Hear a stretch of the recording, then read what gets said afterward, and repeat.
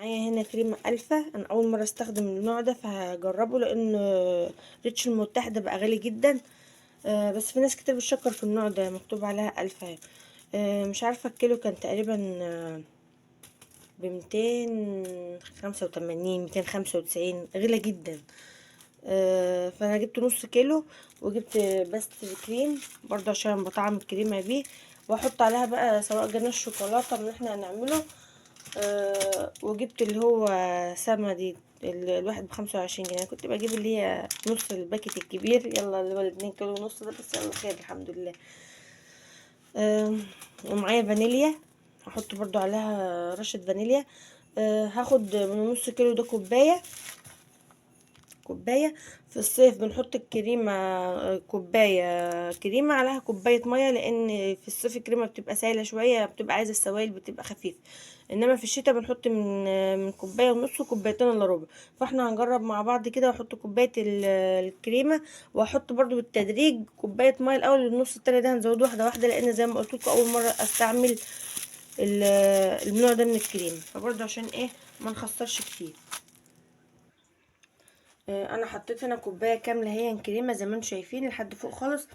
وحطيت الميه بتاعت اول كوبايه لحد هنا، لان انا دقت الكريمه، انا قايله له انا عايزاها خام، يعني معنى كده ما اكونش فيها التسكيره دي. فانا دقتها حسيت انها مسكره زي ما يكون عليها سكر، فانا مش هضيف السكر كمان دلوقتي غير لما ابقى اضربها شويه اشوف طعمها ايه. فعشان كده انا اللي بتبقى مسكره دايما بنبقى مقللين ميتها شويه، عشان كده انا قللت الميه عن الكوبايه كده شويه. هحط هنا الميه وهحط الكريمه. لو انت حاطه الكريمه الخام اللي هي مش فيها سكر خالص، بتحط الميه كده وتحط السكر سكر عادي، وبتضربيه لحد ما بيدوب. انا المره دي بقى هجربها كده، ان كانت هتحتاج سكر احط سكر بقى، افضل اضرب فيها لحد ما تدوب. وفي نفس الوقت برضو ما كتريش ضرب، لان الكريمه بتمط لو زودت الضرب بتاعها.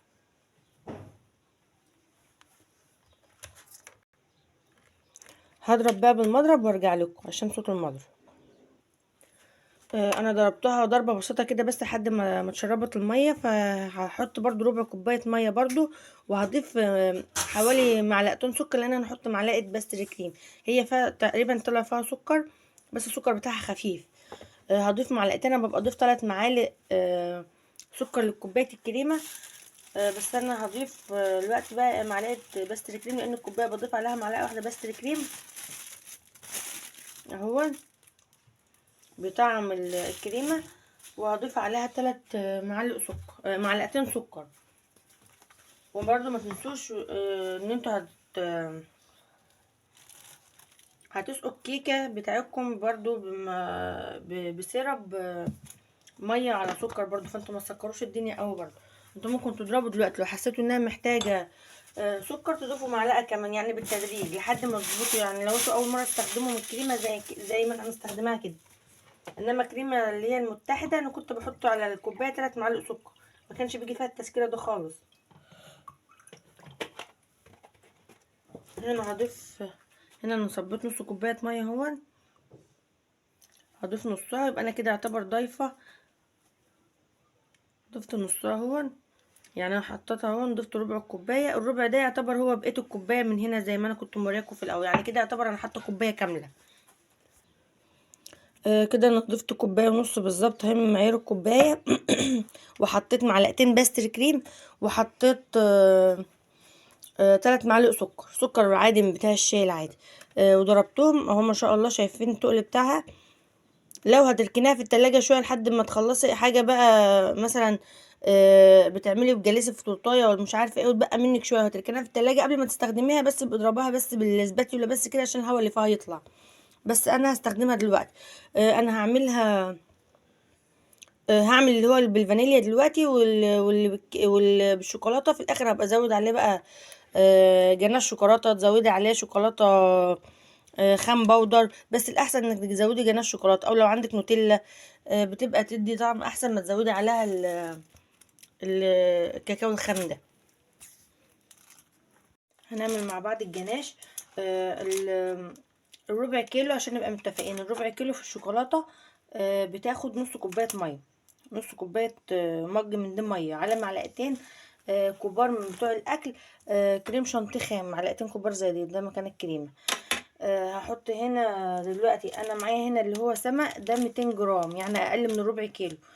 عشان تستخدميه ربع كيلو هتستخدمي واحد من ده على نص كيلو، واحد من ده وربع كمان، يعني وربعه. هنشوف ده كده، ده فيه 2 4 6، في 12 قالب، هتستخدمي ربعه، يعني هتاخدي كمان 3 قوالب من دولا على على الواحد الكامل، علشان تستخدمي نص كوبايه ميه من دي. انا هستخدم النهارده، مش هستخدم القالب ده كله، لان انا جايبه واحد بس، وكنت عايزه اعمل شوكولاته مبشوره، لان ما كنتش عارفه ان انا ما عنديش هنا شوكولاته زياده. فانا هاخد من ده واحد الا ربع على تلت كوبايه ميه. شايفين؟ يعني اكتر من ربع بحاجه بسيطه، واقل من النص. مش عارفه هي واضحه عندكم ولا لا. يعني هاخد واحد من ده، واحد الا ربع، يعني انا هشتغل 3 قطع من دول كده، وهحط قصادهم تلت كوبايه ميه على معلقه واحده بس كريم شانتيه. هحط هنا دلوقتي معلقه الكريم شانتيه. تقدر تستغنى عن الكريم شانتيه خالص، بس هو بيدي يعني طعم حلو في الجناش، وفي نفس الوقت بيدي تقل حلو برضو للجناش، بيساعد على تقل الجناش. بس هجيب بس بقيه المعلقه لانها ما كملتش قوي زي ما انتم شايفين كده.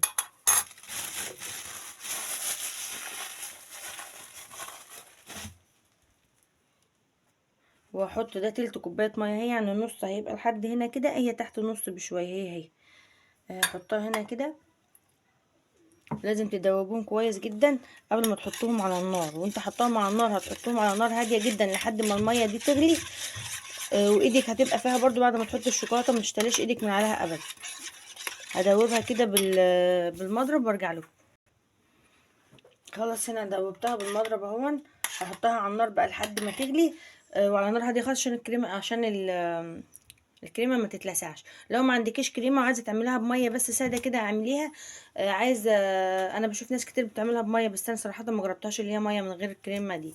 هجربها برضو اقول لكم الفرق بينها وبين التانية ايه، سواء في القوام او في الطعم. وما تغلي هكسر تلات ارباع الشوكولاته دي واحطها عليها.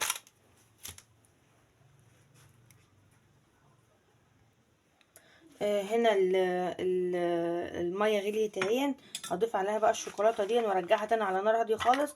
لو مش هتقدري تتحكمي في النار، خليها على حمام بخار، يعني حطي تحتها طبق او حله يكون فيها ميه، وحطي فيها عليها الحاجه اللي انت بتسيحي فيها الشوكولاته دي. هنقلب، هتفضلي تقلبي فيها باستمرار بالمضرب او بالمعلقه لحد ما تسيح خالص.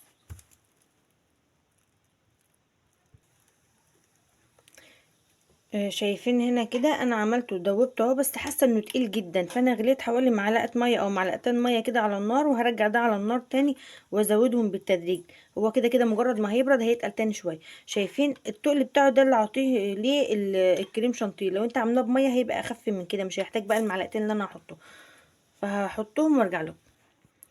هنا غليت معلقه ميه واحده بس في الكنكه وحطيتها. شايفين التقل بتاعه كل ما هيبرد كل ما هيتقل كمان اهو. يعني كده التسع مكعبات من العبوة دي، 9 مكعبات، يعني واحد الا ربع.